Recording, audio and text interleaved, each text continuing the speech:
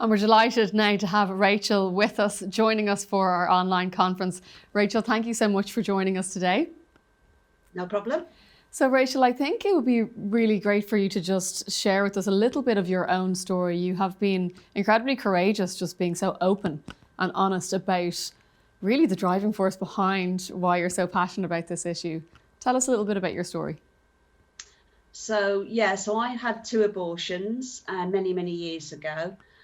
And I covered up my grief with using different types of self-harm, from drink, drugs, relationships, until eventually I got some help that I needed to actually dig out what the real problem was, which was I was grieving my children. I was grieving the children that I'd killed through abortion.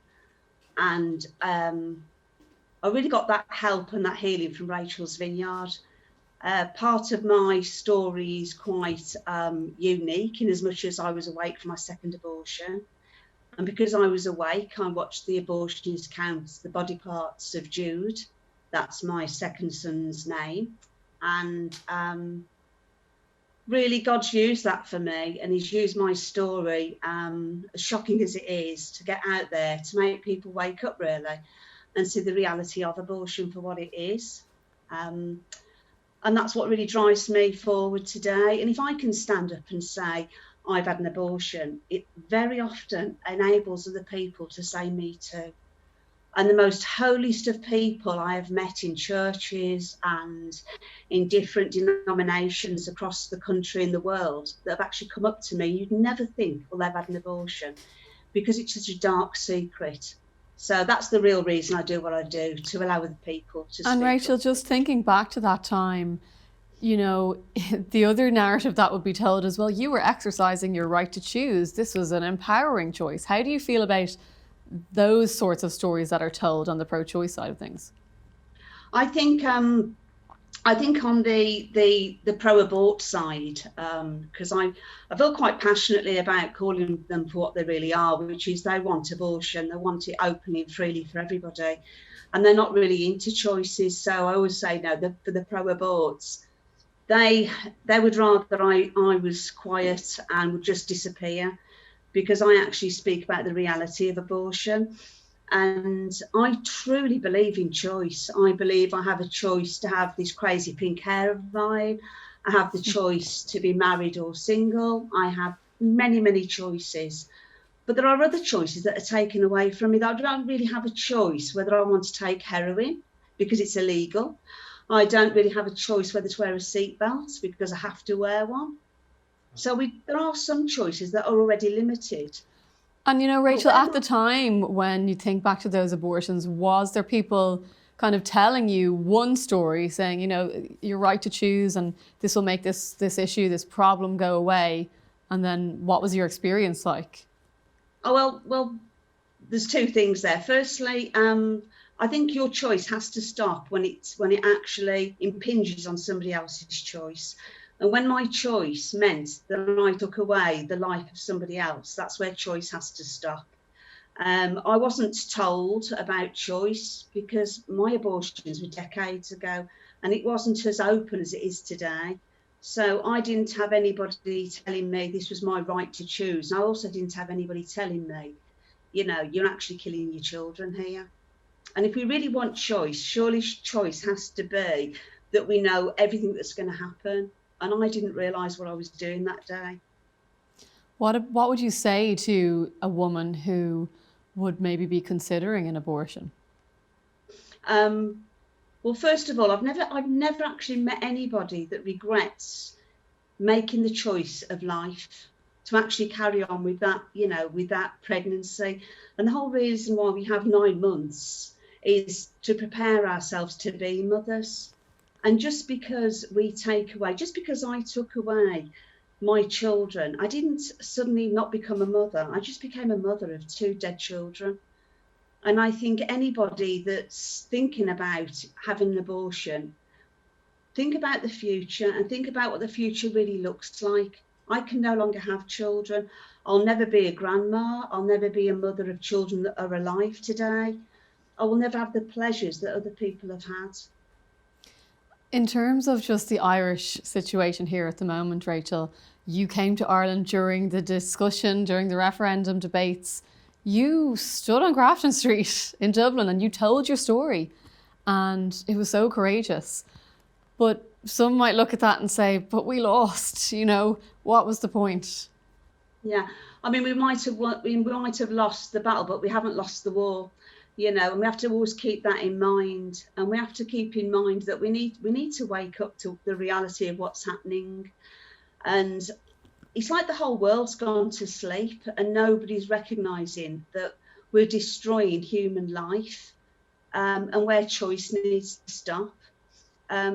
In Grafton Street, you see, I'm not called to change the hearts of every single person. I'm just called to do my part. And if we all just do our part and play the part we're meant to, then we will win, and we are winning. How do you feel? From my faith background, I know that one day Jesus is going to say to me, what did you do for my little ones? What did you do? Yeah, and I have to stand up and say how I tried to protect the unborn. As you say, Rachel, everybody has a role to play. Looking to just the current situation in the UK at the moment, there's a lot of talk about increasing numbers of abortions. And this devastating news now with these kind of DIY abortions taking place because of the COVID-19 pandemic.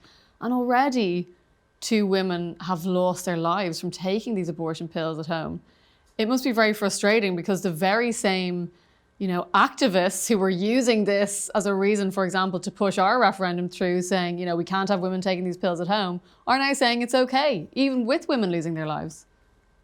Absolutely. It's as if they've actually gone back and going towards, the backstreet abortions that they never wanted, because this is just like backstreet abortions, no medical support. I mean, what are we doing for the women that are being coerced, or the sex trade, or child abuse? That won't be recognised or noticed when you're making a phone call. And where's the medical intervention? Where are those 2 doctors who are meant to sign to say that this abortion is allowed to carry on? That really concerns me. And as bad as the counselling that you get in an abortion centre, that's non-existent through these phone calls. And I'm actually having to pick up the pieces, and I have a lot of people who are ringing me. And it's when I get really frustrated with abortion centres, and I think if only they could listen to the screams and the horror that I have to hear from these women that took these abortion pills, or, went on to have surgical abortions. But the DIY abortions, we're in a completely new realm now. And where's the positive side to that? Well, for me, you see, my abortions were surgical, and as soon as they were done, they were over. But with the abortion pill, there is still hope, because women can change their mind. And very often, you see, women will have surgical abortions and then suddenly go, what have I done? And it can be the same with taking an abortion pill. They take the first pill and they think, what have I done? Just in terms of on the theme of hope, is one of Britain's oldest abortion clinics recently shut its doors. Tell us a little bit about that and how you felt when that happened. Well, that was the Mary Stopes Calthorpe Centre in Birmingham. It was actually the abortion centre that I was part of the campaign. So we would have 40 days out there twice a year, and it went on for decades that people would be praying there, and just peacefully having a presence and openly helping people. Even if they'd had an abortion, we could help people with Rachel's Vineyard, but also, giving people a proper choice. And, we never thought that, Calthorpe would ever close. And for me personally, how did I feel? Well, my children could rest in peace, because my second abortion was at the Calthorpe Centre. How important is it, Rachel, for women to reach out to one another, to share their stories, and to share that there is hope and healing after abortion? Absolutely. It's so important, because with any grief, people have to work through grief. And the problem with working through an abortion grief is that there's no body to bury. And so the grief can seem as if it's going on and on and on, and there's no end to it. So through Rachel's Vineyard and other organisations as well that are out there, we can support people to talk about and work through the different stages of grief. and there is hope, and there is healing, and there is a way forward after it. And part for me is my healing is, see, I can't keep Jude and Paul alive because I kill them, but in some respects I keep them alive by keep doing the work that I'm doing, that I'm still talking about them. And I think that's so important.